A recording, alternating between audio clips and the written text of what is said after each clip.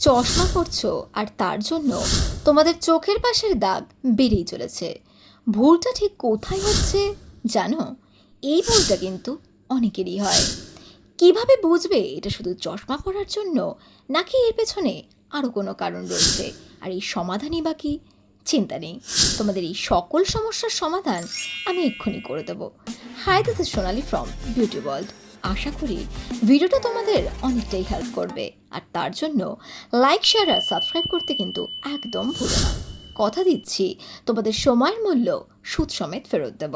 প্রথমত বলি, চশমা দীর্ঘদিন, আবার অনেক ক্ষেত্রে অল্প কয়েকদিন পরার ফলেও একটা জোরালো দাগ দেখতে পাওয়া যায়। তবে এর বিশেষ কিছু কারণ রয়েছে। যেমন দীর্ঘদিন চশমা পরছো এবং চশমাটা তোমার চোখ ও নাকের মধ্যস্থতায় চেপে বসে আছে। ওই চেপে বসে থাকার জন্য কালো দাগ স্পষ্টভাবে দেখা যায়। দীর্ঘদিন চশমা পরছো অথচ চোখের পাওয়ার চেক করাচ্ছ না, যার কারণেও চোখের চারপাশে কিন্তু কালো দাগ হবার সম্ভাবনা থাকে। সঠিক মাপের চশমা না পরলেও চোখে ও নাকের মধ্যস্থতায় দাগ দেখতে পাওয়া যায়। তাই চশমা পরার সময় সঠিক চশমা চুজ করাটা খুব গুরুত্বপূর্ণ।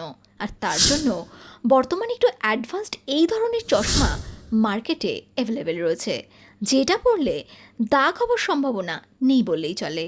কারণ এই ধরনের চশমায় এরকম রাবার প্যাড থাকে না। চশমা ব্যবহারের ক্ষেত্রে অবশ্যই হাইজিন মেনটেন কিন্তু খুব ইম্পর্টেন্ট। আর তার জন্য চশমা পরিষ্কার করাটা নেসেসিটি, আর যেটা দাগ হওয়ার অত্যন্ত কারণ হয়ে দাঁড়ায়। তাছাড়া চশমা যতই পড়ো, এভরিডে রুটিনে স্ক্রিন টাইমটা কিন্তু রিডিউস করতেই হবে। সেটা কিন্তু অত্যন্ত ইম্পর্টেন্ট, যেটা দাগ হওয়ার থেকে চোখ ও নাককে রক্ষা করবে।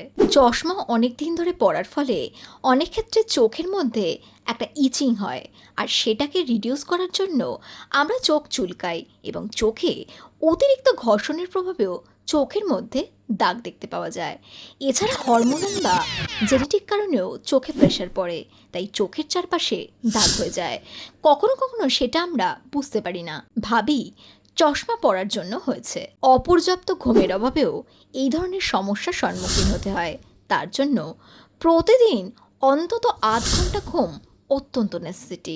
যদিও এর আগে আমি আই ওরিয়েন্টেড এই ভিডিওগুলো করেছি। এবার আসি রেমিডিজে। যাদের অলরেডি চশমা পরে এই ধরনের সমস্যা তৈরি হয়ে গেছে, তাদের উদ্দেশ্যে বলবো, আই ওরিয়েন্টেড ওই এরিয়াতে শশার রস ও গোলাপ জল একসাথে মিশিয়ে কটন প্যাডে ভিজিয়ে অ্যাপ্লাই করতে পারো। আবার এই মিশ্রণটাকে একটু ফ্রিজে রেখে ঠান্ডা করেও অ্যাপ্লাই করা যায়, তাতেও কিন্তু অনেকটা ফলাফল দেবে। এছাড়া এই আইস ব্যাগটা চোখের মধ্যে জাস্ট 5 সেকেন্ডের জন্য পরপর 3 বার অ্যাপ্লাই করতে পারো, যেটা নিয়ে আমি অলরেডি শর্টসে রিভিউ দিয়েছি। ঠান্ডা দুধও এর জন্য অনেক কার্যকরী। এটা ক্লান্তি তো দূর করবে, সাথে দাগও হালকা করবে।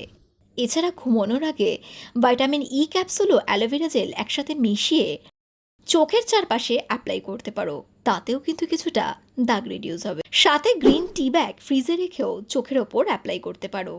অ্যান্ড মনে রাখবে, অলওয়েজ বাইরে বের হলে অবশ্যই সানগ্লাস ও সানস্ক্রিন ইউজ কিন্তু ম্যান্ডেটারি।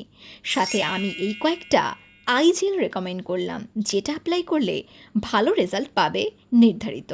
অ্যান্ড সব ভিডিওর মতো আমি বরাবর বলে আসছি, ডায়েটে অ্যান্টিঅক্সিডেন্ট ও ভাইটামিন সি যুক্ত খাবার রাখাটা অত্যন্ত গুরুত্বপূর্ণ।